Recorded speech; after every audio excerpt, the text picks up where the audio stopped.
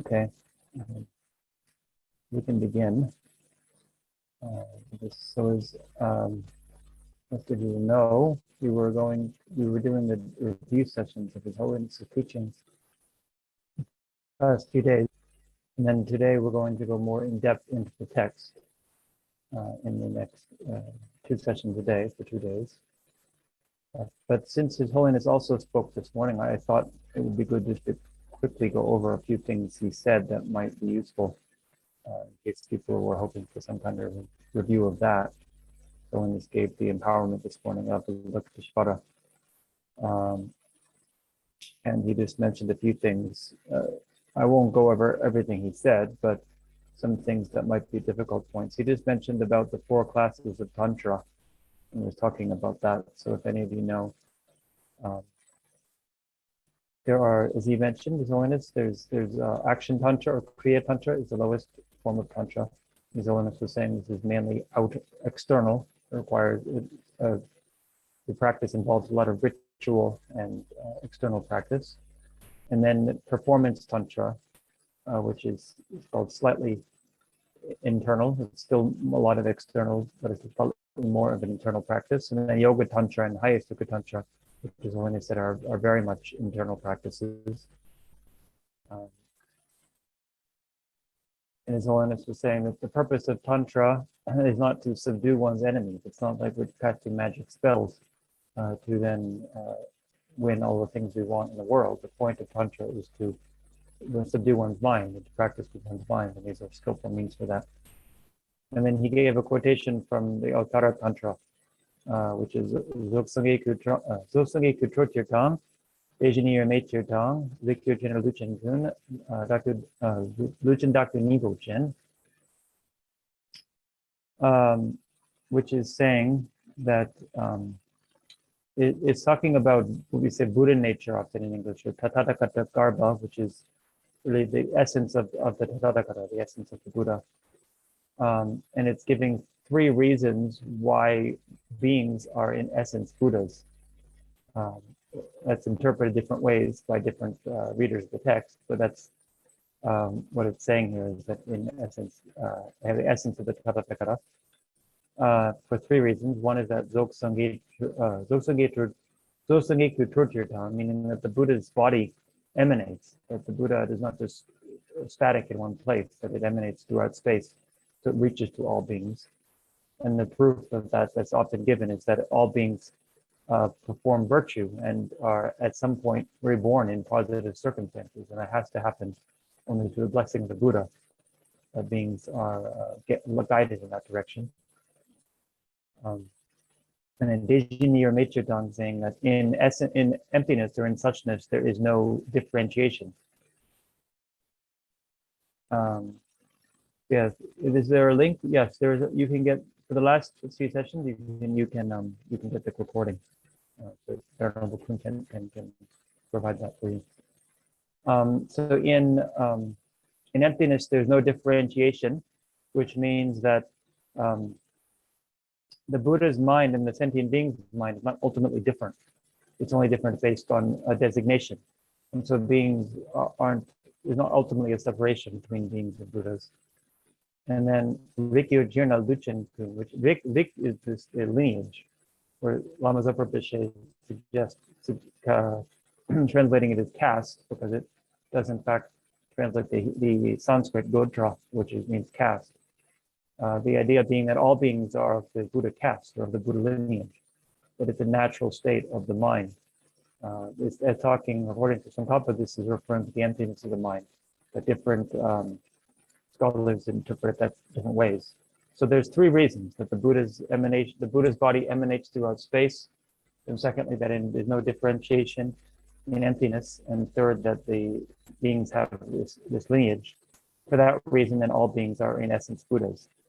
So this is from the first chapter of the Uttara Tantra. The Uttara Tantra, the first chapter is all about Buddha nature, and this is His Holiness is saying is an important sort of stepway toward Tantra. That's often understood that this text by Maitreya, the Uttara Tantra, is sort of a bridge between Sutra and Tantra.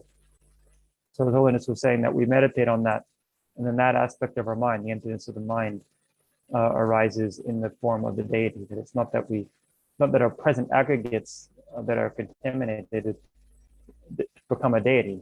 It's that some aspect of our mind that's uncontaminated, that's we don't access usually. That's what arises as a deity. So we purify into emptiness. And as Zolan was saying, in Highest Sukha Tantra, we have what's called the white appearance, red increase, black near-attainment, and clear light. And then that arises as a deity. But in Action Tantra, that's not the case. It's not talked about that way, but simply that we purify into emptiness, and then from that comes the body of the deity. So as Holiness is saying, that the emptiness of the mind is what becomes the Dharmakaya, or the wisdom body of the Buddha, and then the appearance factor of that wisdom consciousness, which is the visualization of the deity, then becomes the cause for the Rupakaya, or the form body of the Buddha. So this is unique to Tantra. This is what one of the main distinctions between Tantric meditation and Sutric meditation is that within this sphere of emptiness, meaning within the realization of emptiness, there's also an appearance of conventionality, which is something that somebody can train in through these meditative practices. So there's some people that argue that it's in this Tantra system that emptiness is no longer a non-implicative or non-affirming negation, that it actually implies something else. So if any of you have studied Buddhist philosophy, I won't get into it that much here, but basically that some things that negate something would imply anything else. For example, saying that there's no elephant in the room doesn't imply there's something else in there. It just implies there's no elephant. So it doesn't. Nothing else is implied by emptiness, by negating through existence. But then an implicative negation implies that there is something else there.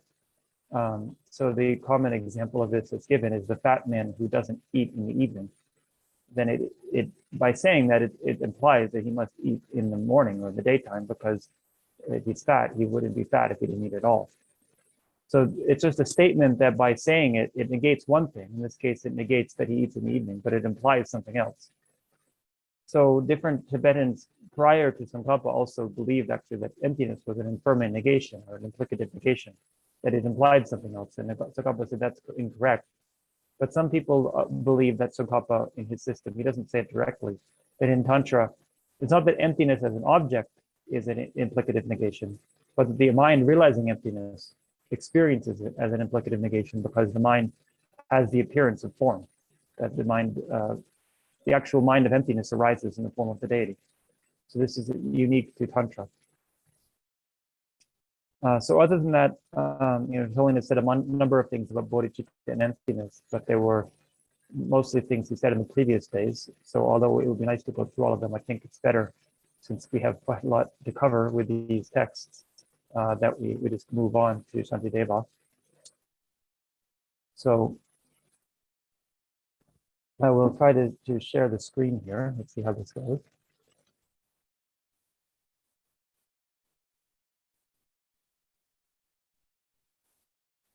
So see, we have Shantideva's wisdom chapter. So just a little bit of background. There was Nalanda Monastery in northeast India, which is presently Bihar. It was the greatest monastic university in India. It was most likely the largest university in the world in the first millennium. So at some point, at its peak, it said it had maybe had about 10,000 monk scholars there. Not everyone was monks, actually, there were also lay scholars there. It was a great center for learning and drew from all over Asia, from Iran to Japan. And Shantideva was a monk there. Shantideva apparently was some kind of government official before becoming a monk. So he had some training, education in writing and in worldly affairs. But when he became a monk at Nalanda, he mainly hid that. He didn't show anyone that he was a scholar. And so they called him Busuku, which supposedly means the free discrimination, the one who eats, sleeps, and defecates. He didn't seem to do anything else. But secretly, he was a great practitioner, and he was also composing this text.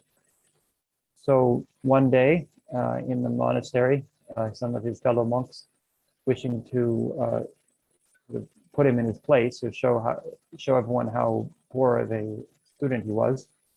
They asked him to give a public discourse and to recite a sutra or to recite some kind of treatise. And so he said, well, would you like me to recite a well-known treatise, or would you like me to recite a new one? So they said, well, why don't you recite the new one? So he sat down and began to recite this text, which he had composed, which was astonishing to everybody. It was one of the most, it soon became one of the most renowned texts in Buddhist history. But after, actually, while he was reciting it, this is a legend, and as you see from the picture here, it said that he floated into the air while reciting one of the verses from this 9th chapter, and then disappeared because it was a symbolic of him realizing emptiness. But then the remainder of the chapter was recited from space. Later, people who were interested in receiving teachings from him as a result of this discourse, they went to find him in the forest. And although he refused to return to the monastery, he continued giving teachings to a few select group of disciples in the forest. But his text was then written down, and many commentaries have been written on it, and it's been one of the most important texts in Tibet. So as you see from the picture here, this I will explain when we get to that verse as well. So this text has 10 chapters, and most of the text is about the method side. So when we talk about especially the Mahayana teachings based on the Perfection of Wisdom Sutras, then there is the wisdom teachings, which is mainly about emptiness, and then the method teachings, which is about compassion and bodhicitta, and the bodhisattva practices of generosity, ethical discipline, patience, joyous effort, and concentration. So there are chapters for all of these in the text, and these are mainly what the text is known for, is those chapters. And as His Holiness has said the past couple of days, that those chapters are a lot easier to understand. There's only one chapter that's difficult to understand in this text, and that's the 9th chapter, the wisdom chapter. So this chapter is about philosophy of emptiness, and it's mainly based on Nagarjuna's teachings. We can see if any of you have read any of Nagarjuna's teachings, or maybe you happen to have been at one of the courses I gave. There's a lot of similarities. It's sort of that he's codified Nagarjuna's teachings, condensed them into a system that helps with meditation. So you'll see that a lot of these verses are useful are something you could meditate upon, but also it's quite heavy philosophy. That's how I will try to explain them. I won't go too much more into the details because there's 167 verses of this chapter. So we'll have to see if we're able to get through them in the next couple of days. If by chance we don't, then I suppose we could find some other time in the future to continue with them. So I wanted to start a little bit just giving my own background with this text. I thought about giving this talk actually about 2 weeks ago. So some of you might know 2 weeks ago I was scheduled to give a teaching at Tujita on the entire text of Shantideva. And then about an hour before the teaching started in the morning, I tested positive for COVID, so we had to cancel the teachings. But between the time when I tested positive and I found out we were canceling the teachings, I gave some thought about what to say. I thought I might be talking on Zoom with COVID because I wasn't very sick. So I thought maybe I could just mention that now. So we'll go to the next slide. So here we have the entire Earth. So I was thinking about the past 2.5 years or so since we've had this pandemic. I was thinking about, this was the second time I'd had COVID in 2.5 years. Fortunately, I was vaccinated before I was sick, but still I was quite sick the first time, which was last December. And then this time was almost nothing at all, which was a nice relief. When I first learned about COVID-19, I think was April 11th, 2020. So probably after most of you. Actually, I was in retreat in a on the mountain above Maritika, which is in rural Nepal, quite a remote area. Mamazabur Biche had told me to go there. He had a bit of an ironic smile on his face when he said that, so who knows what he was anticipating. So I was up there in the mountain, and I had no idea what was going on because I wasn't contacting anybody. And finally, somebody contacted me and told me there's a deadly disease in the world, and a little bit of information, but not much else. And then my phone ran out of balance because I hadn't really expected to be using it. But somebody sent me a message. It was just an SMS that so I got a couple SMSs, and then I couldn't respond or ask any more questions. So for a few days, I was just sitting with that and thinking about what the implications of that were. So I had no idea of the seriousness of it. I thought, in terms of what I thought maybe there's this is the end of the world. Maybe we're all going to die. Maybe I'm just going to wait here on the mountain until it comes up here. So this could be the end, and it could be that a lot of the people I know are already dead. So it was an interesting time then. And I remember one of the things that came to my mind in meditation, I was thinking about when I was young. So when I grew up in Boston, in US, a very safe area where I lived, very secure. And I never really had a sense of my life being in danger from much of anything. Of course, that was probably a delusion, but generally speaking, we didn't see a lot of violence or really incurable diseases among young people where I was. So it came to my mind that when I was young, there was a sense of security, and there was a sense of almost being enclosed, that you're in your house with your family and it's quite safe. And what came strongly to my mind was the sense that no matter how much you build up around you, there is no wall that stops the flow of time. That however secure the time was then, it was always going to be hurtling into the future, and meeting up with whatever was happening in the future, which was uncertain. And there was also, I had this feeling of not knowing what's going to happen now in the future. It's already something that I've, for many years, with the climate crisis and all of that, I read about it, a sense that who knows what's in store, not let alone my own life and what could happen, but what's going to happen for all of us.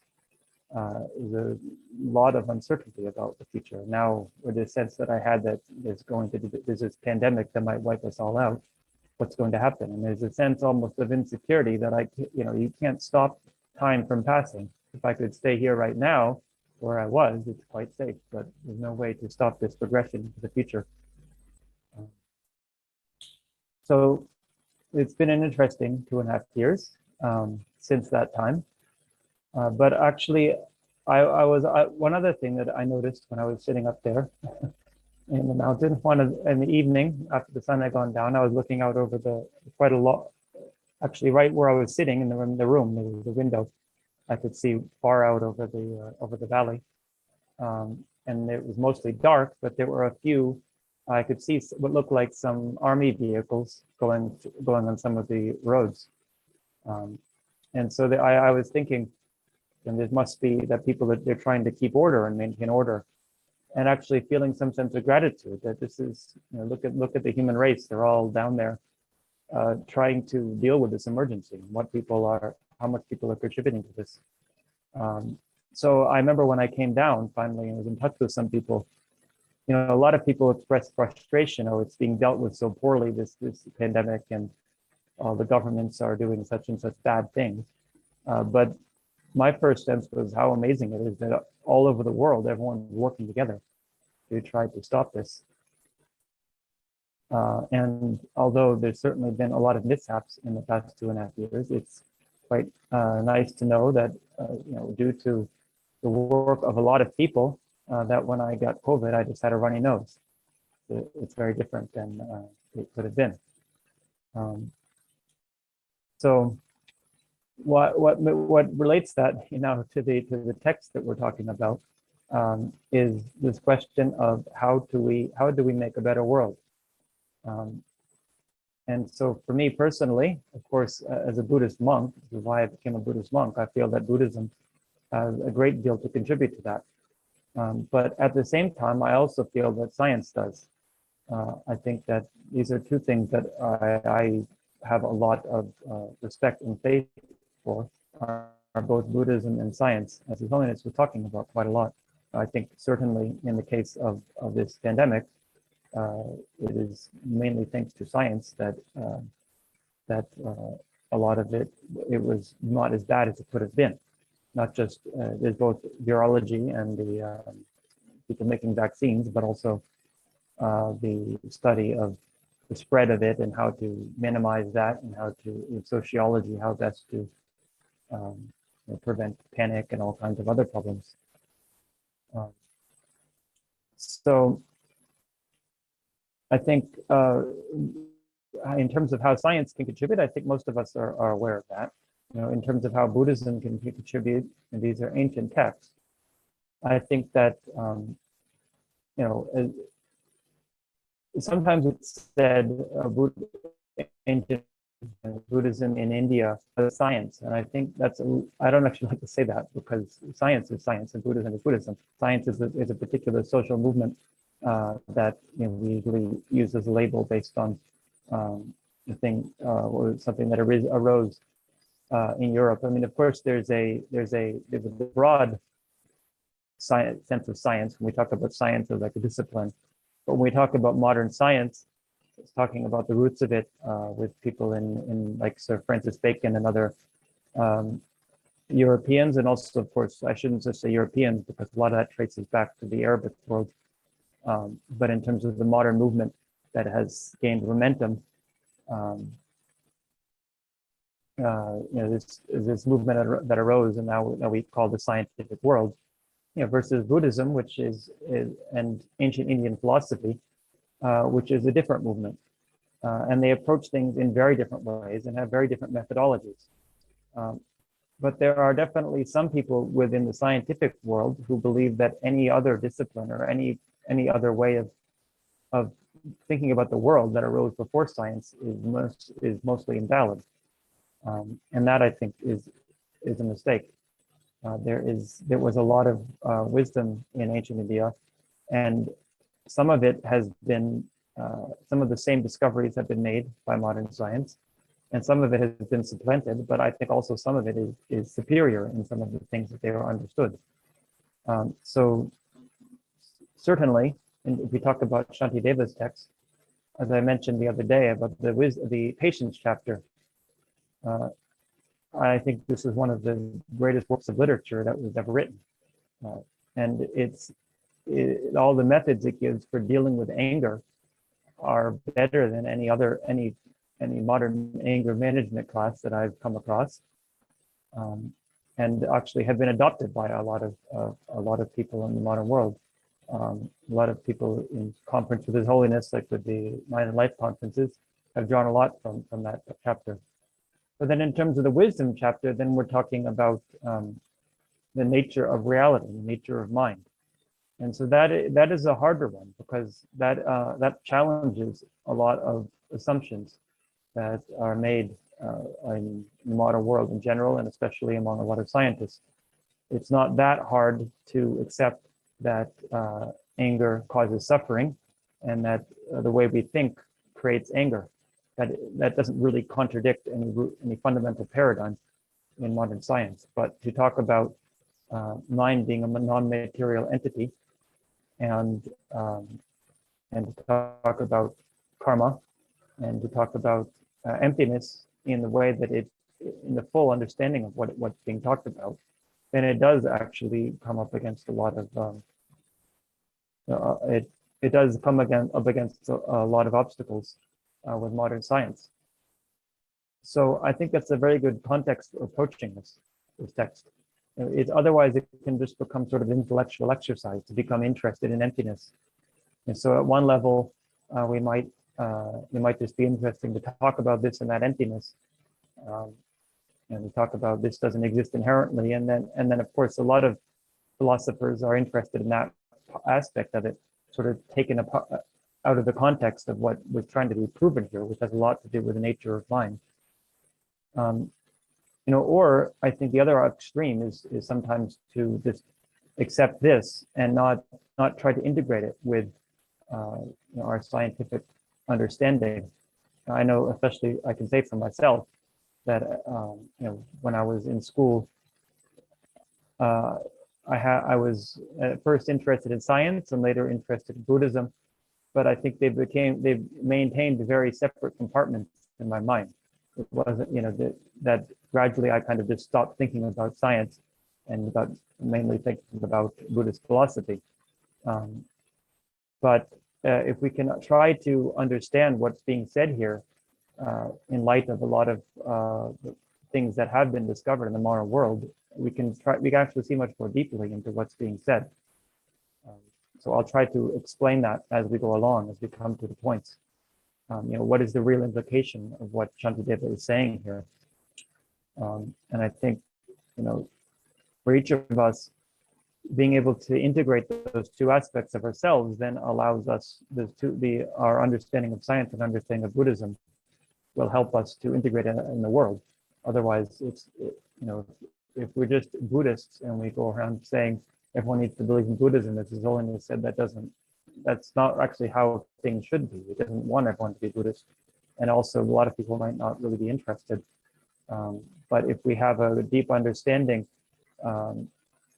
that we can talk about it outside of any particular framework, but we can just talk about what is mind, and with reference to a lot of assumptions people have, then it can be both challenging and also make a major contribution. So with that being said, let's move on to the text. So here is chapter 9. Shantideva begins chapter 9. All these tributary parts the sage is taught for wisdom's sake. So all of the branches, so everything else he's taught so far in the text about patience and meditation and so forth, the Buddha taught all of this for the sake of generating wisdom. So those who wish to pacify all suffering bring wisdom forth.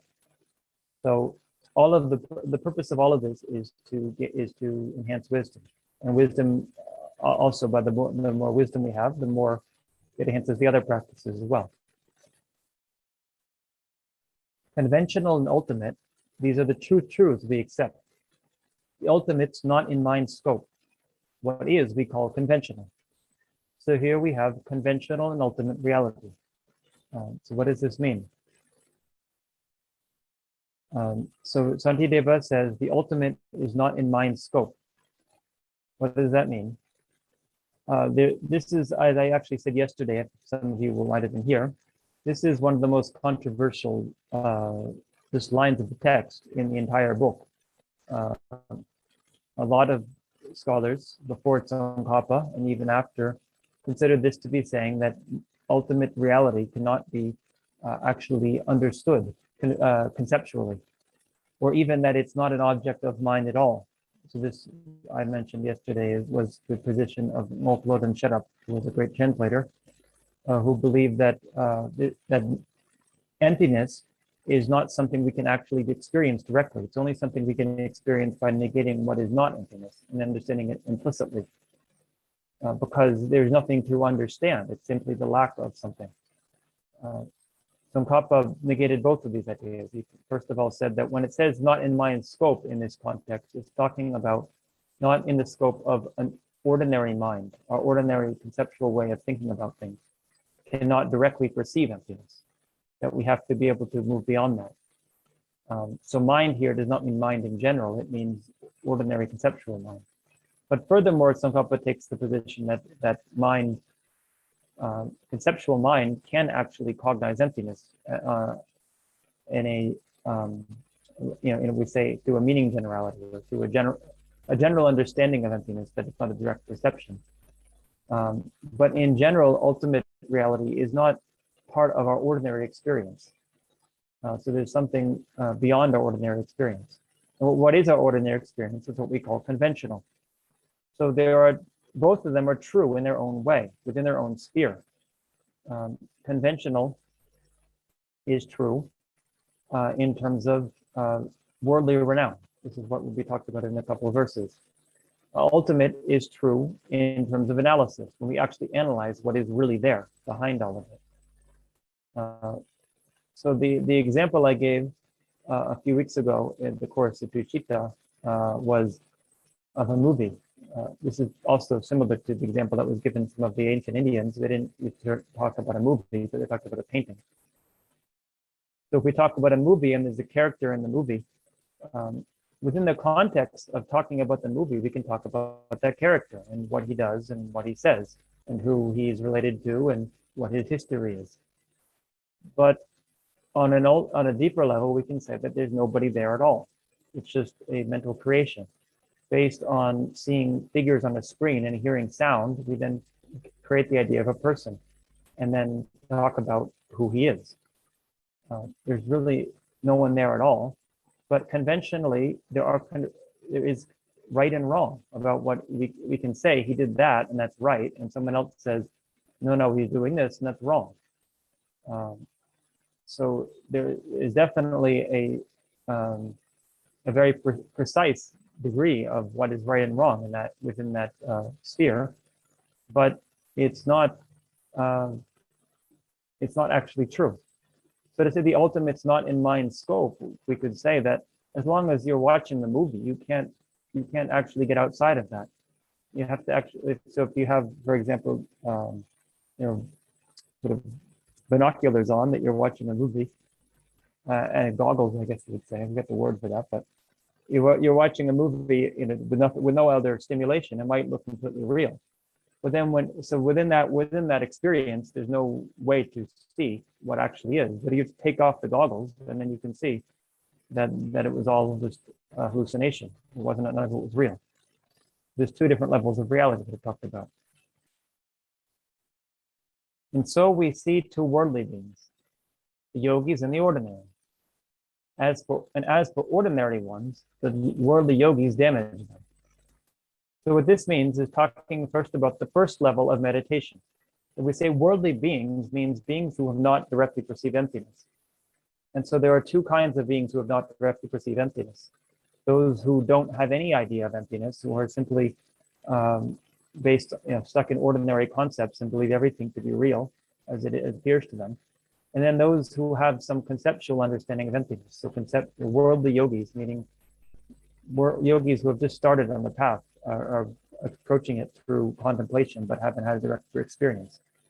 And the worldly yogis damage the ordinary ones, meaning that their understanding damages the understanding or supplants the understanding of the ordinary beings.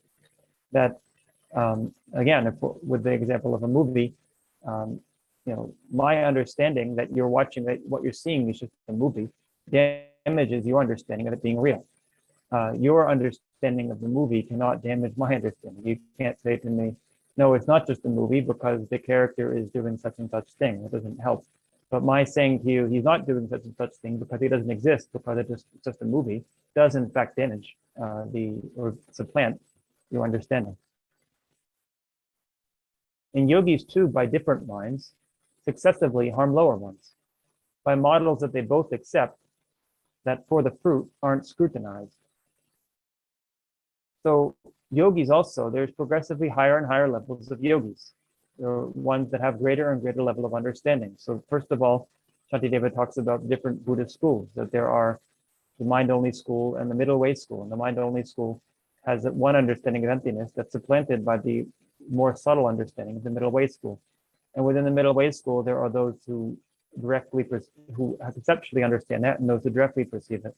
And then the ones who directly perceive it have higher and higher levels of realization that can supplant the understanding of the lower ones and see things from a more and more of a broad perspective. So by models that they both accept, that for the fruit aren't scrutinized, is saying they harm them with an example. So that ultimately, we can't actually talk about anything being true. But in order to use language, we have to use conventionalities. We can only use convention. We can only speak in conventionalities. So models in this case is talking about ways of understanding, especially through language and through diagrams, any kind of way of helping something to understand, helping somebody else to understand something with a model that we both accept.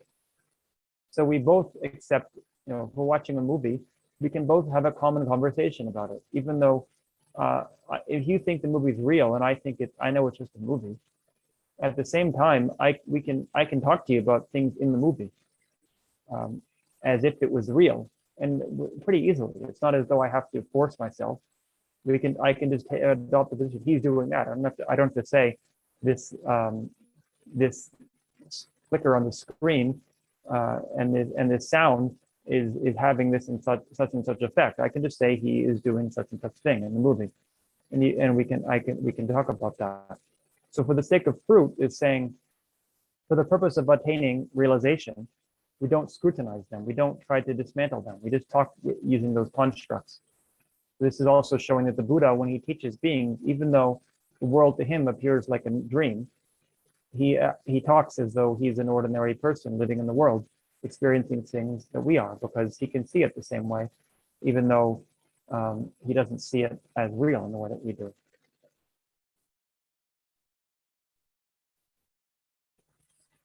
The worldly ones see functioning things, but hold to them as genuine, and not like as illusions. Here, the yogis argue with the world.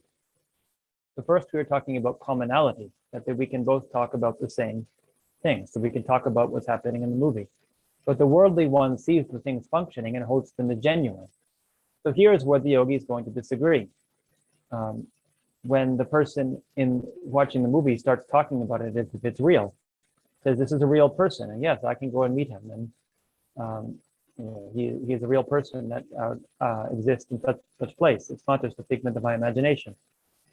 And at that time, the yogi will challenge him and say that what you're saying actually is not the case. This is based on an illusion. You see it as not like an illusion, but it is.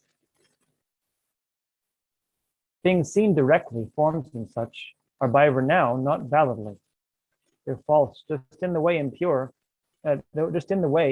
things are renowned as pure and such. So this is given an example, first of all. So as some of you might know, in Buddhist philosophy, one of the most basic levels of meditation is to meditate on impurity, which means that our usual concepts of what is attractive, we try to dismantle those. So I think women are attractive, or somebody thinks men are attractive, then they start to think about what is it I'm attracted to. We think about the body and all the parts of the body. Most of the parts of the body in isolation would not be attractive. It'd also actually be repulsive. So it's trying to deconstruct the way that things appear to us. So it's renowned as pure, or pure in this sense is like beautiful, but it's not that way when we actually analyze it. So the skin seems to be very beautiful, but if we peel off just 1 millimeter of it, it's quite disgusting to us. So that renown is false. We can dismantle that. So likewise, the things that we see are known by renown. We can talk about them, but it's only by the way it appears to us. It's not actually the way it is. So I talked about this yesterday at the end of the talk. And the big question that arises here, does that mean that everything is by renown? Mean that whatever I think is true, and whatever you think is true, but nothing is really true. And then there's no way to distinguish between what is true and untrue. So if the example I gave was in the 13th century, if everybody thinks that the sun revolves around the earth, then was it true then? Because everybody thought so, and it was known by renown. So that what I said yesterday is that definitely not conventionally true, but then how do we establish that? So what makes something not true conventionally is that it's contradicted by another conventional consciousness. So the world, the sun revolving around the earth is not contradicted by ultimate analysis, because ultimate analysis doesn't actually analyze that. It analyzes and finds that there is no such thing as a sun or earth to begin with. They're both mere designations, dependent designations. However, conventionally, whether the earth revolves around the sun or the sun revolves around the earth is not something that's analyzed by ultimate analysis. It is something that conventional analysis can analyze.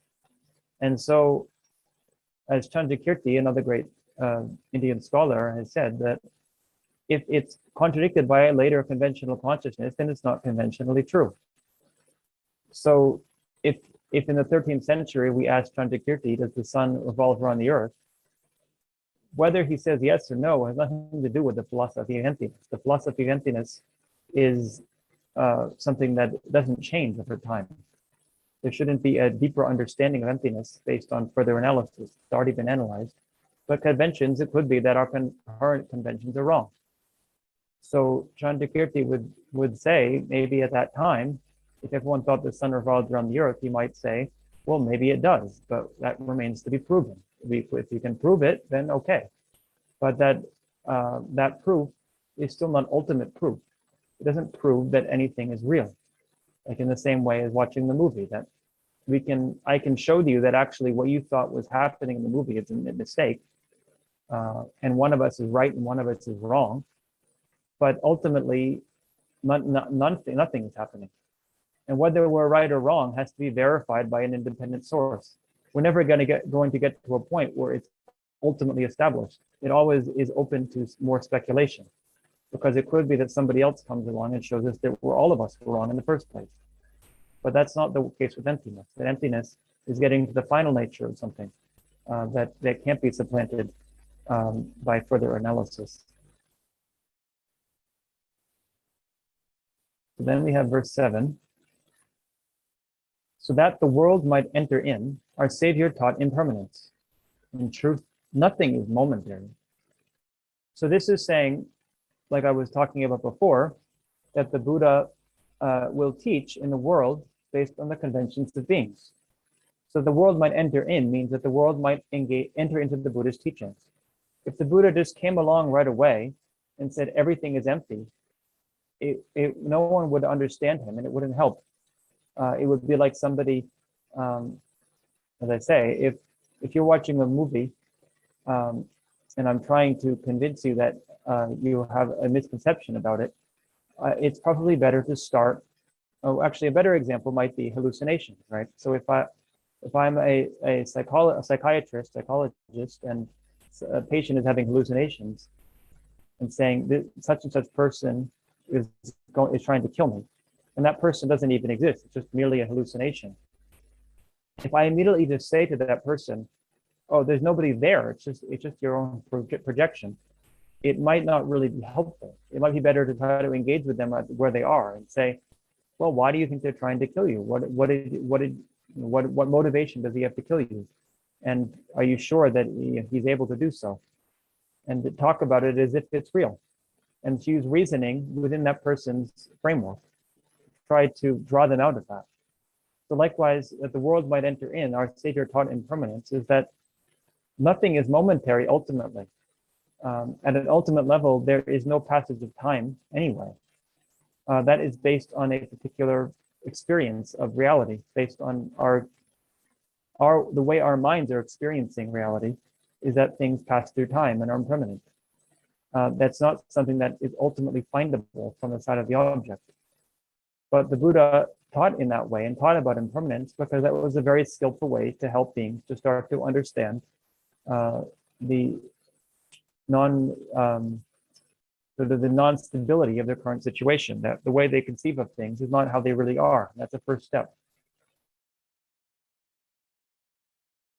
So then somebody gives a qualm. So sometimes Shantideva will interject this in the text as if somebody is rejecting what he's saying. So conventionally too, it's contrary. So somebody is saying, so I have here Gyaltsabje's commentary on this text, which I've used for translating it. And it's also helpful to see, occasionally I'll reference it for explaining some of the verses.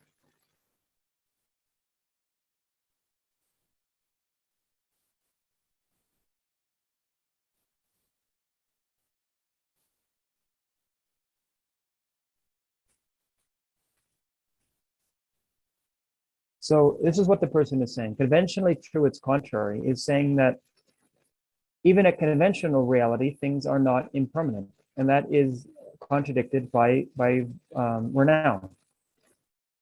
So this is saying that because when we talk about things, we talk about them as if they're permanent. So I was at Tushita just recently, and I hadn't been there in a few years. But when I came back, I said, "Oh, I'm back at Tushita," as if it was the same place that I left several years ago. So the way the worldly renown implies that things are permanent, not impermanent. So if you say that what is conventionally true is what's existing by worldly renown, then things should be permanent because on the conventional level, because conventionally they're renowned as permanent. This is similar to what I was saying before about if we say that conventional truth is based on renown, then are things that everyone thinks are true that are wrong, are they therefore true? This is what basically what this person is objecting to. He's saying, well, if conventional truth is based on renown, then conventionally things are permanent. So then conventional yogis, thus no fault, is saying that there are also levels of yogic understanding. So there are yogis who meditate on impermanence. So we could also say philosophers.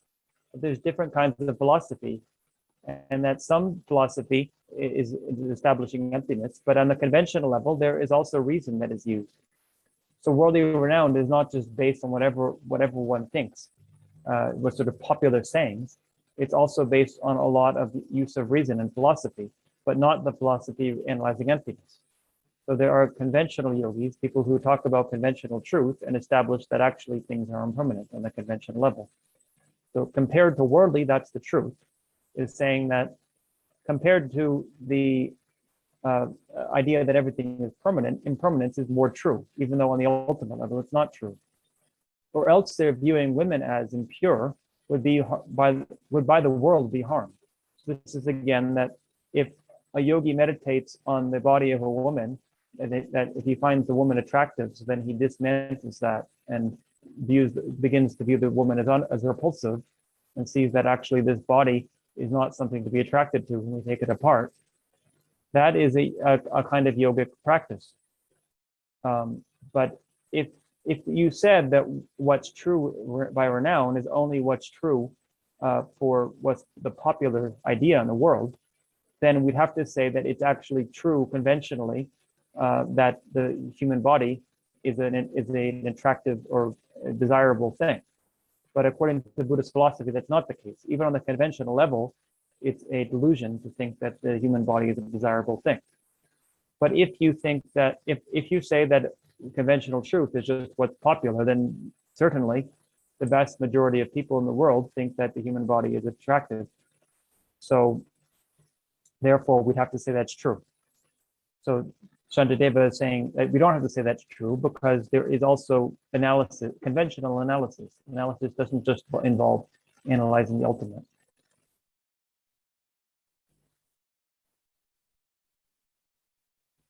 So here, the quam is not actually part of the text here, so that's why I've just inserted it based on what Gyaltsab he comments. And I should mention, Gyaltsab was one of the two main students of Tsongkhapa. And Gyaltsab he wrote this commentary on Shantideva's text, although it's actually based on a teaching by Tsongkhapa.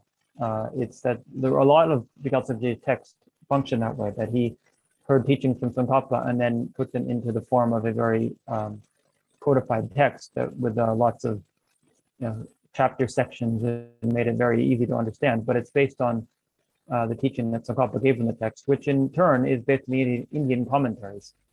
So his interjecting this quam and saying this is what's being said here is not just his idea. It's based on the Indian commentaries that were sensibly based on Shantideva explaining the text to his students. So here somebody says, if there is no inherent existence, it is contrary with the statement that offerings to the victors generate merit. So this is coming back to a point that comes up again and again, the idea that if nothing exists inherently, then nothing exists. Things can't function. So this person has the idea that if everything is not true, not inherently existent, then it's the Buddha. When the Buddha said that offering to the Buddhas generates merit, that would have been a mistake, because there's no way anything can function.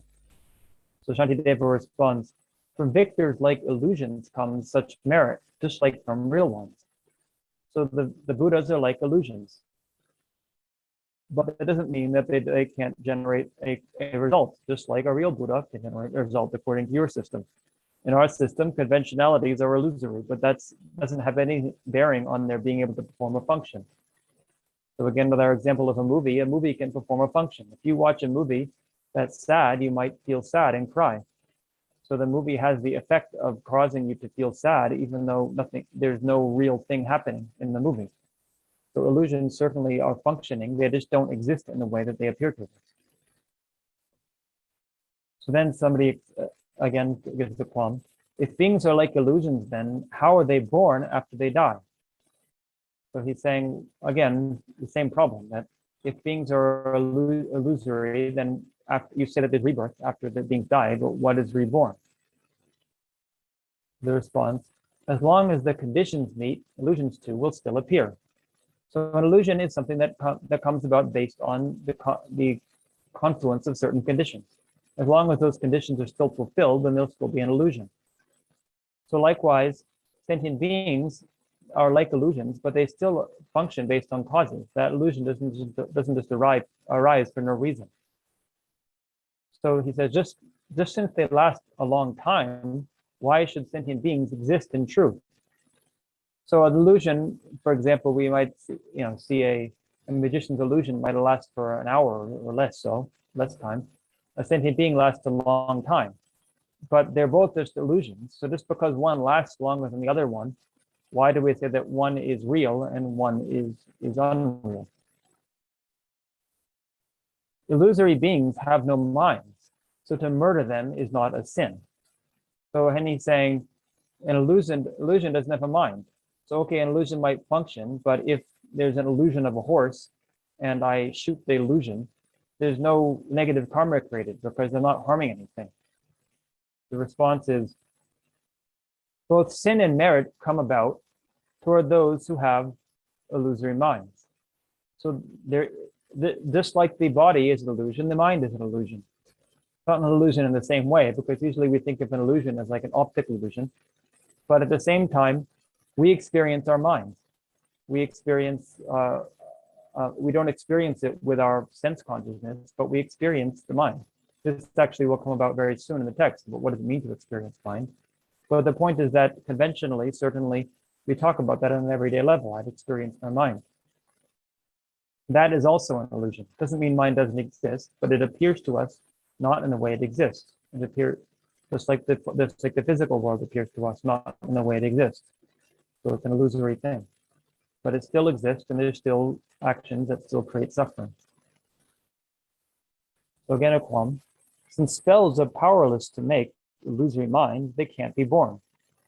So he's saying, well, you're saying it's like an illusion, but illusion we can create through a magic spell or some kind of a trick of the eye. We can't just create a mind that way, so they can't come about through through causes. But then the response is, from varied causes come about diverse illusions too. So it's not just one single cause. It's not, but there is a confluence of many different causes coming together that brings about the mind. Is about the evolution of mind. And so diverse illusions can be very diverse. So we have the classic example of Buddhist philosophy, the peacock's feathers, a very complex phenomenon in the world. How does that come about? According to Buddhist philosophy, it comes about through karma. According to most modern science, it comes about through evolution. So are those two things, do they contradict each other? That's an important question. But there's definitely, I think, a lot of questions that are left over actually by evolution, although it's often, because I think there's a lot of debate these days between evolution and religion. Unfortunately, it's not very, how do we say? It's not very fair debate, in my impression. A lot of the people arguing against evolution are not really giving very balanced arguments. a lot of the, like for example, creationism, it's unless somebody wants to completely ignore evidence and use very convoluted reasoning, it's very hard to support that position. So the effect has been that there's quite a stigma against a religion challenging evolution. But I think that the Buddhist worldview certainly challenges certain aspects of evolution. It does not negate that evolution occurs. That is obviously the case. The evidence for that is pretty far beyond challenge at this point. But that does not. There are certain assumptions that are made within evolution, especially about the evolution of mind, but also about how evolution functions. Is it completely random? Is it something that just there are just random cause aggregations and then random mutations that lead to over time that get habituated with, and that species then maintains there. So with the peacock, that it just happened randomly, and according to Buddhist philosophy, certainly not. So that is certainly the point where there needs to be, if those of us who are interested in both science and Buddhism, is something to consider, because definitely the Buddhist position in this context it will not fit into the mainstream science. That the peacock's feathers these come about through mind, essentially. That evolution is something that occurs gradually through imprints in the mind, and that would then fuel the process of evolution. So that's a very complex subject. I would love to talk about it more sometime, but I can't because we have a lot to get through. But that is essentially what Shantideva is saying here, that things come about through many causes and conditions, especially through mental conditions, through imprints in the mind. So alone conditions powerless to fashion every single thing. So the Buddhist idea is not so simple. It's not just like the creationist idea that God just created everything. Things do come about through mind, but it's not like there's one mind. There's just one single mind entity that is just creating things out of nowhere. It's a long course of evolution, an interaction between minds and physical entities that gradually give rise to things. But again, somebody has the qualm. If pains transcended ultimately, yet cycling works conventionally, then Buddha too would cycle. So what's gained by Bodhisattva deeds? So he has a little bit of a misunderstanding of the position here that Shantideva is taking, because it said that on the ultimate level, there is no suffering. Everything is natural nirvana, which we'll talk about later. It comes up in the text. And then samsara is only on the conventional level. So then he thinks, well, if the Buddha exists conventionally, then the Buddha must be in samsara, and that enlightenment is only at the ultimate level. So what's gained by Bodhisattva deeds? We've written this whole text about how to become a Buddha through practicing Bodhisattva deeds. What's the point of all that if the Buddha is still cycling in samsara? The response is, not cutting off conditioned stream, illusions fail to fade as well.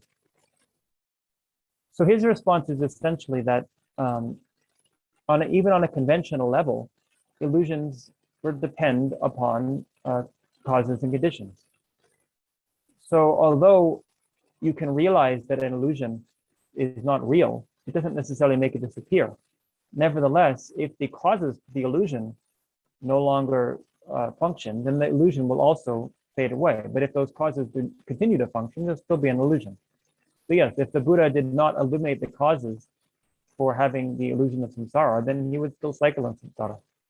But when conditioned stream is cut, it's not even conventionally born. So if we can get rid of the causes for the illusion, then even on the conventional level, there'll be no more illusion. So it's not that just to equate illusion with a conventional existence doesn't mean that as long as somebody is in the conventional world, they still have the appearance of illusion. This is a subtle distinction. It shows that there was some misunderstanding that the person was making here. Then the mind-only school comes in. This is the next few pages of the text. We're going to go over this. So we've had a sort of a generic qualm so far, but now we have the mind-only system, who is the main opponent of the Madhyamaka, the middle way system, trying to argue and find inconsistencies in the middle way system of emptiness.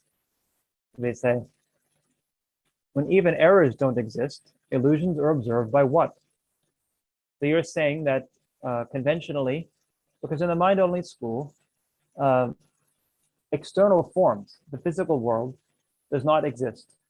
There is no external world. Physical forms exist in the sense that they are an appearance to mind, but nothing beyond that. In the same way as a dream.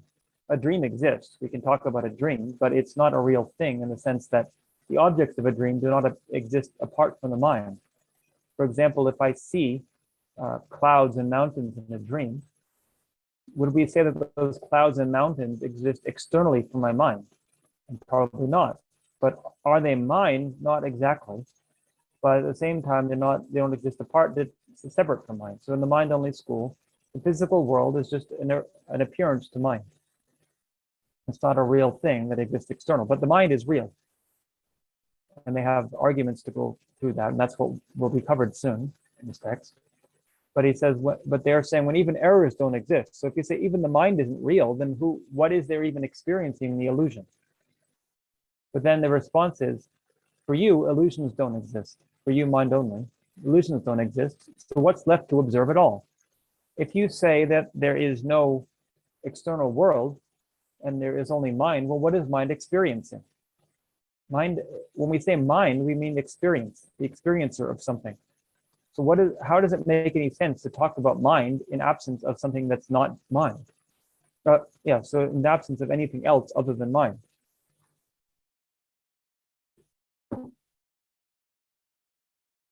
So then they respond, the mind only comes back. In truth, another thing exists that aspects none but mind itself. So there is actually another thing. It is the appearance of forms. But the aspect, its appearance is nothing but in essence, it is mind. But it's not, it's like I said, the mountain in a dream, it's not that it is mind, but it's not essentially different from mind either. But the response is, when mind itself is illusory, what sees another thing at all?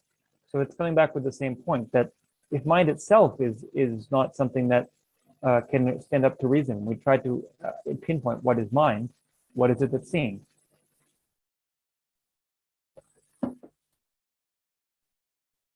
So now we come into a new section about self-cognizers, because that is this question that comes up based on what Shantideva just said. This is an important topic in Buddhist philosophy, self-cognition. Self-cognition, it means a very specific thing. It doesn't mean like being aware of who I am or sort of an introspective mental state. It's just simply saying that when I experience anything, I also experience my mind. This is how we know mind exists.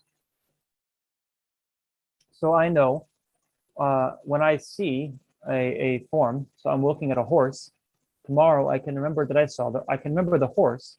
I can also remember seeing the horse. There's two different levels of experience going on.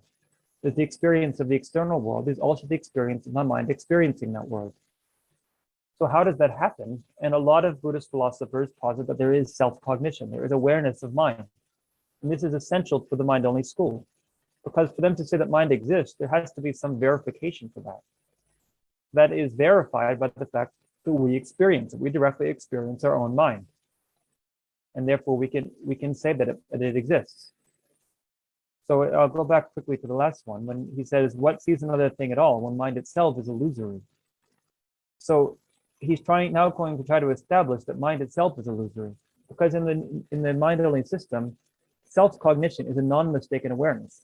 If it was not a non-mistaken awareness, then their whole system would fall apart, because their whole system is based on assuming that our experience of mind as a real thing is a correct experience. So if we can negate that there is a self-cognizer that is non-mistaken, then we can negate the mind-only system. So the savior of the world, this means the Buddha, the savior of the world as well, as stated, mind does not see mind. Just like the sharp edge of a sword cannot incise the sword itself. So this is based on actually a quotation from the Lankavatara Sutra. This is a sutra by the Buddha that actually is a important sutra for the mind-only school themselves. So it's useful to use this quotation for them, to point out to them that actually the Buddha said this. In the Lankavatara Sutra, the Buddha said, he gave 4 examples. Mind does not see mind. Fire does not burn itself. A finger cannot touch itself. Of course, I could do this, but the point is I can't, with the tip of my finger, I can't touch the tip of my finger. And no matter how well trained an agile young athlete is, he cannot carry himself. You can't just lift yourself onto your shoulders and carry yourself around. So these are all examples of how mind cannot see itself. Doesn't make any sense. It's not that a sword can't cut itself because it's not designed well enough. It just means it doesn't. It's a logical inconsistency. Something can't cut itself. Cutting requires the action of the cutter and the thing being cutted being 2 different things. So likewise, awareness requires that what is aware and what's being experienced are not the same thing. So the mind-only response is that just in the way a butter lamp completely clarifies itself. So a common argument they use is that a lamp lights itself. So if I'm in a dark room and I want to see other things in the room, I need to light a lamp in order to see them. But I don't need to light another lamp, a second lamp, to see the first lamp, because the light illuminates itself. So this, as I mentioned, Shantideva is based strongly on Nagarjuna. This is directly out of Nagarjuna's texts. He uses this point. So if you're interested more in this, because it is it's argued quite extensively by Nagarjuna. In the earlier course I gave on the spelling disputes, one of Nagarjuna's texts, he goes over this for quite a while. And actually, in the upcoming course, I will be teaching for Kushita, Grinding to Dust, which is another text by Nagarjuna. He also talks quite a bit about this butter lamp example. So you won't get a lot of the point here. But one of the main points Nagarjuna makes is that to say something lights something means that the thing first has to be obscured. So I say I want to see the pot that's in the room. It's that the pot is first obscured by darkness and then it's lit up by the light. There's no such thing as a light that was in the darkness and then it's lit up by the light. So the idea of lighting something else doesn't apply to the light. It's not how might say that the light lights itself, but it's not how we usually use the term light something. To illuminate something implies that thing was first in darkness. And secondly, it cannot illuminate itself as dark cannot obscure itself. So he also says, if you say that light lights itself, then darkness should also obscure itself, and you shouldn't be able to see the darkness, because the darkness should hide itself, just as the way the darkness hides other things. The mind only then responds, unlike the glass, the blue itself is blue, not based on something else. So if we have this, we see this blue glass here in the picture, it's not really blue. The glass is clear, but it looks blue because it's reflecting the sky. Although I suppose we might say the sky is not really blue, it's reflecting something else. But for the sake of argumentation, we'd say, okay, the sky is the real blue thing. So if the glass is reflecting, a blue cloth, we'd say the cloth is really blue, but the glass being blue, it's just because of the cloth. It's not based on it's based on something else, whereas the cloth is not based on something else. Of course, I should point out when I said the sky is not really blue, it's reflecting something else. That is probably how the Madhyamaka would respond, is that nothing is really blue in and of itself. It's only based on a reflection of something else. So even a blue cloth, as we now know, is not blue based on something in the cloth. It's actually based on the light hitting it that is then being reflected. And the cloth is absorbing all of the wavelengths except for the blue. And so actually the blue is not coming from the cloth in and of itself. So that the cloth has some kind of blueness in it. But in any case, the mind-only school is here saying, like that, some things depend, yet some do not depend on something else. So some things, like the glass, depend on one thing, and some things, like the sky, are just blue in and of itself. So likewise, some things, like the external world, depend on mind to know them, but mind just knows itself. But then the response is, it's not innately blue. So that is basically the point, that the sky is not blue by in and of itself. It's blue based on a lot of different causes and conditions and different reflections of things. So the blue cannot produce its essence itself. The blue is not an inherent thing in anything. But again, mind only comes back with, a lamp illuminates. You know by mind that this is so, you say. But by what fact do you claim to know that the fact that mind illuminates? So you claim that you mind only school. Oh, sorry. This entire quotation here is being given. It is an argument of the mind only school. So a lamp illuminates. We agree on that. And this is so, you say, that mind illuminates objects. But what do you claim to know that mind illuminates? So mind only school says that we know that mind illuminates, or mind knows things, because we experience mind with self-cognition. If there's no self-cognition, we can't even know that mind does anything. It has to stop somewhere. It's like infinite regress, that we have to at some point be able to say, we know is true.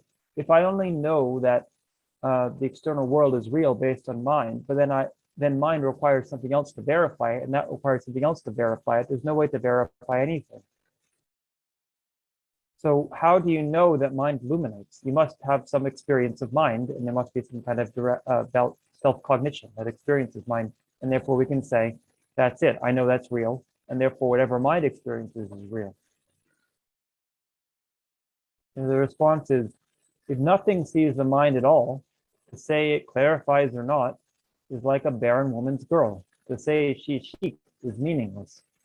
So if nothing sees the mind, if there's no experience of mind by self-cognition, then to talk about the qualities of mind is meaningless, just to talk about the qualities of a barren woman's girl. So a barren woman is a woman who can't give birth. It means we say what's the word? A woman who's unable to, infertile, I think, is unable to become pregnant and have a child. So there's no such thing as her daughter. So that we can't talk about the qualities of her daughter because we don't even experience there's nothing there. So this is the middle way, saying that ultimately there is no mind that we can talk about, that we can verify. It's an illusory thing as well. So this is one of the most important verses here. The mind only coming back with, if there's no self-cognition, this is their main argument against for self-cognition of mind is memory.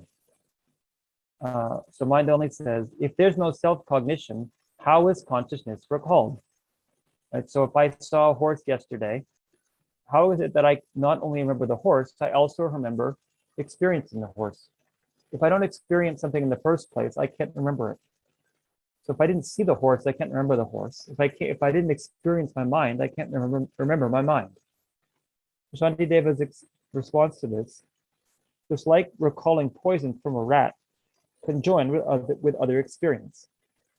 So, as I've said, I'm not sure that rats are poisonous, but I think the idea is that if a rat bites you, you could get some kind of infection. So the understanding here is the infection is considered becoming some kind of poison. But in any case, if, say, the rat has tetanus, which it definitely could, so the rat bites me, and I don't experience that disease is entering my body. But a few months later, when I get sick, I remember being bitten by the rat, and I know that at the time I was poisoned. So therefore, I remember being poisoned, even though I didn't experience being poisoned in the first place. So Shantideva is saying this is like the way that consciousness is recalled, that because I experience something external, based on that, I remember the mind, because I can remember the external object, I also remember the mind in conjunction with that experience. So mind, in and of itself, does not exist in any way other than what experiences things.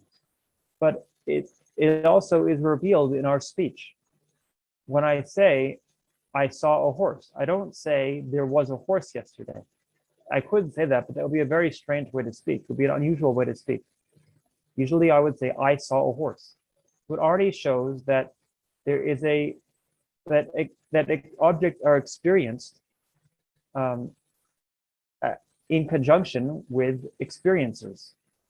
And likewise, experiencers are experienced in conjunction with objects. So I don't say, I had a mental consciousness, I had a visual consciousness experiencing a horse. That would also be a very strange way to speak. I say, I saw a horse. So I don't experience the consciousness separate from the horse. I experience them with the same experience that experiences both of them. So at least the way that this is understood by Tsongkhapa, based also on Chandrakirti's arguments, is that it's saying that when I experience the external world, I implicitly experience mind. I do not directly experience it. So the understanding would be then that in this system, we do not directly experience our minds. That is a direct contradiction to the mind-only school, that it's only an implicit thing. That I so when I say implicitly, it's like a negation. I talked about negation before. So if I say there's no elephant in the room, if I look in a room and there's no elephant in there, I do not directly experience that there is no elephant. What I directly experience is the room. And I implicitly understand the lack of elephant. But it's not like there's some kind of thing you can point to and say that's the lack of elephant in the room. It's just something that I experience implicitly, along with experiencing the explicit visual consciousness of the room. So likewise, when I experience mind, it's not like there's something appearing to me, that's mind. It's something that I implicitly experience because I'm experiencing the world. So I experience that there is something experiencing it. So somebody then objects actually to Chandrakirti when he talks about this. I say I saw. I don't say my mind saw. So the I is not the mind. And Chandrakirti says, well, yes, that's true. However, what we say I, it's merely a designation based upon mind and body and non things that are not persons. So it doesn't negate the problem here. It doesn't negate my argument, and it doesn't solve your problem. You know, the person arguing with me. That yes, I say I saw, but that's because I identify with my experience. So it actually just shows even more so that all of these things, the idea of self, the idea of mind, are implicit. They're not something we directly experience.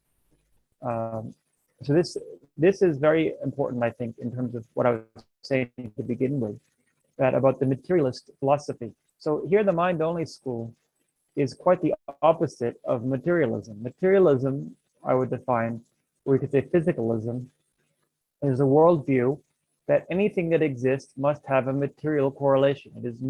There is only material things. If something cannot be demonstrated to have a material existence, then it doesn't exist at all. And this is the main worldview that's taken by a lot of scientists. There are different extremes of that. So some of you might know, like in positivism, which is basically that any kind of statement beyond talking about the physical world can't really be verified by anything. So that's kind of an extreme. There are some people who say that we can talk about some things in the world, like for example, I can talk about my mind. I can talk about desires that I have. even though those aren't physical. At least I can demonstrate them to be. But some materialists would agree with that and say that's okay. But ultimately, when we talk about desire, it has to be reduced to a physical phenomenon. So we have to be able to then say what desire really is such and such chemical process in the brain. And when I talk about experience, it has to be such and such process in the brain, either chemical or impulse between synapses. And of course, there's no generally accepted theory there. It's actually quite at this point, at this stage, it's certainly an unresolved issue. Different philosophers or different cognitive scientists have different ideas, but most of them agree that ultimately has to be reduced to a material thing. Whereas the mind-only school is quite the opposite, that really all that exists is mind. And the material world we experience is only a reflection of the mind. It's a trick of the mind. So whereas the materialist is saying that the experience of mind is just a trick of the material world. But the middle way is exactly as the name middle way implies, it takes the middle way between the two of these. That each of them only exist in relation to the other. So it doesn't make any sense to talk about a material world outside of the experience of the mind. So it's actually logically inconsistent to say that mind is a physical phenomenon, because that's not what mind is. Mind is mind. Mind is the experience of something.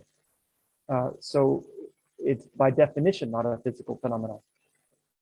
So if we try to say that, because the reason it's often tried to be talked about that way is that it doesn't make any sense. How can mind exist then? How can it have an impact in the material world? Because the material world is based on fundamental laws of physics that will be violated if the non-material mind was interacting with it. So this is, I think, a very important point at the beginning. I think perhaps the most important thing that can be gained from studying of middle way philosophy. So unfortunately, again, I don't have time to talk about it a lot here because I want to get through most of the text. But if people are interested, I could talk about it some other time. Or I did talk about it more in some of the previous talks I gave, like in the classes I gave on the Vajrayana's texts, which you could find, Dispelling Disputes, and 60 stanzas on reasoning, 70 stanzas on emptiness, I gave a couple of years ago.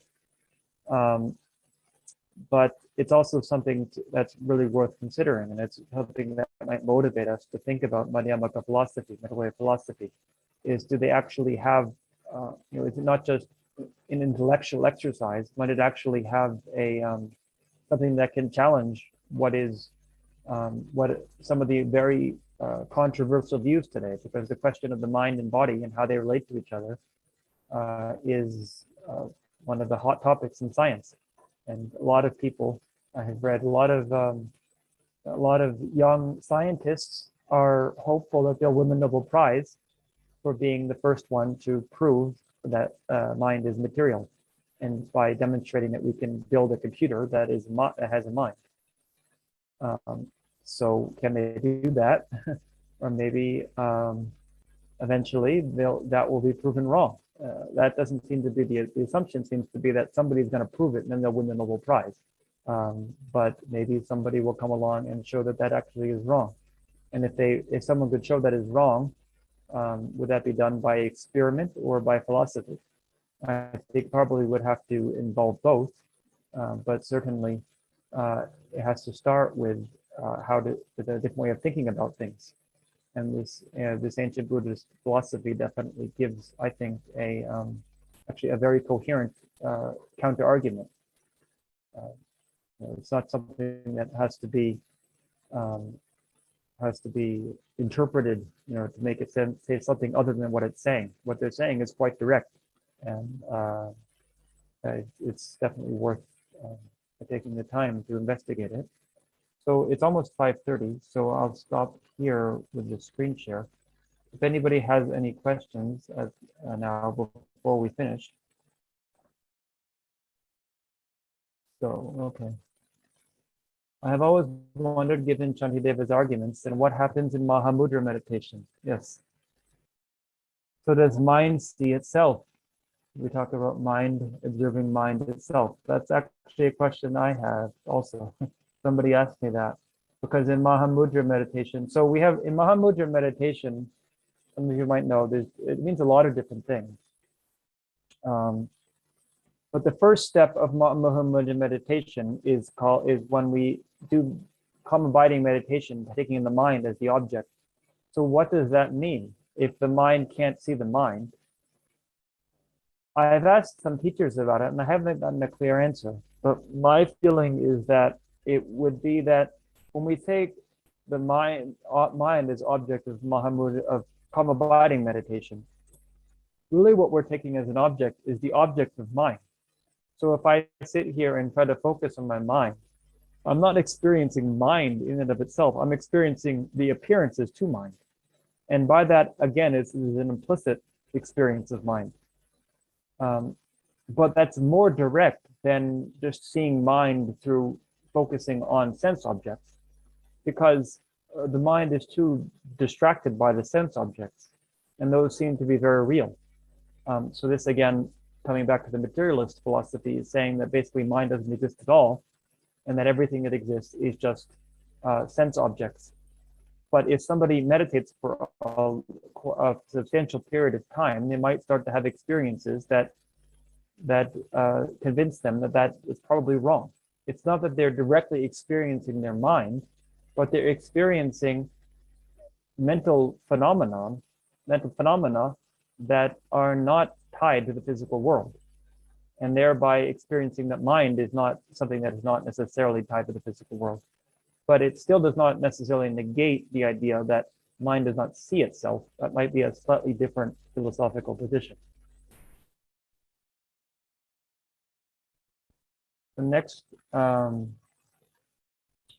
the verses 23, it shows that the response doesn't negate the existence of self-cognition. They only negate the absolute correlation between self-cognition and consciousness. Okay, so that's a question of, does it negate self-cognition ultimately or conventionally? Or does it, so is it saying that conventional, self-cognition does not truly exist, but it's still a conventionally existent thing? Or is it saying that even on the conventional level, there's no self-cognition? So at least for Shantideva and Chandrakirti, conventionally, there is no self-cognition. It's not even a conventionally existent thing. And one of the signs of that is that conventions are based on our way we talk about things. And we don't talk with self-cognition. We don't say, yesterday I saw seeing a horse. Nobody talks that way. It's not how we experience the world. We say, I saw a horse, so it shows, just our language shows that we experience the object and the subject in one action of experience, and not as two distinct actions of experience. And secondly, the mind-only school reveals its own faults, that therefore mind doesn't momentarily exist. It's against its own saying. Okay.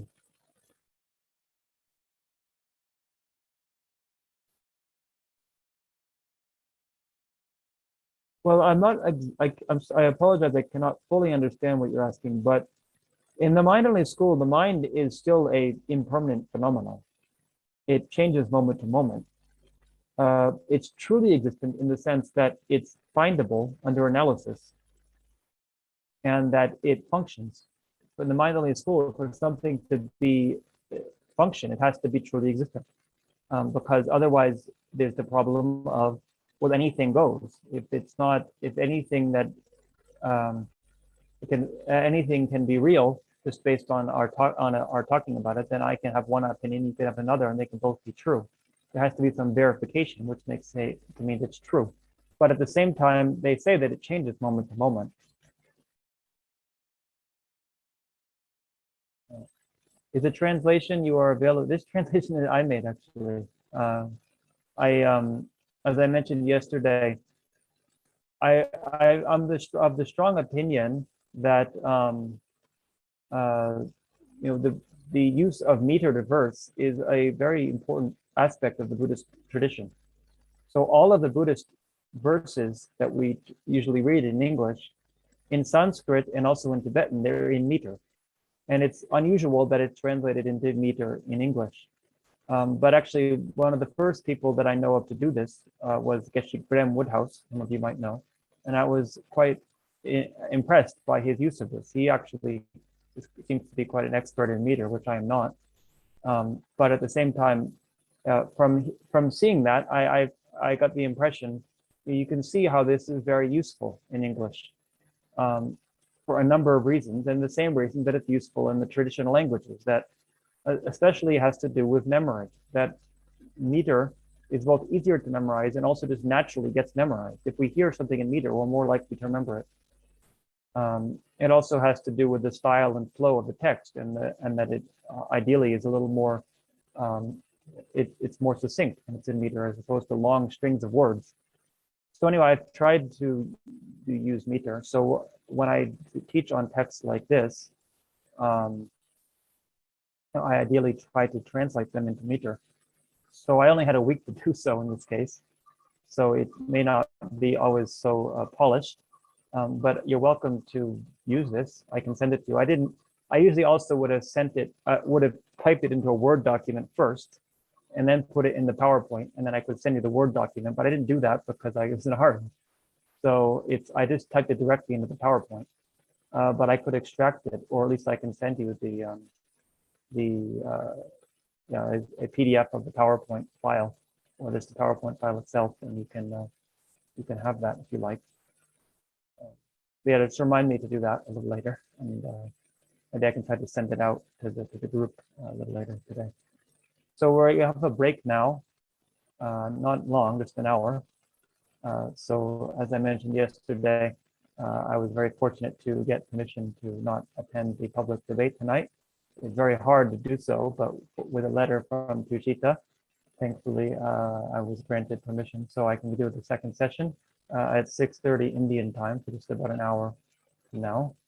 So we'll see you all then. Thank you so much, Ven Gache, and see you in 1 hour. Thank you so much. Thank you.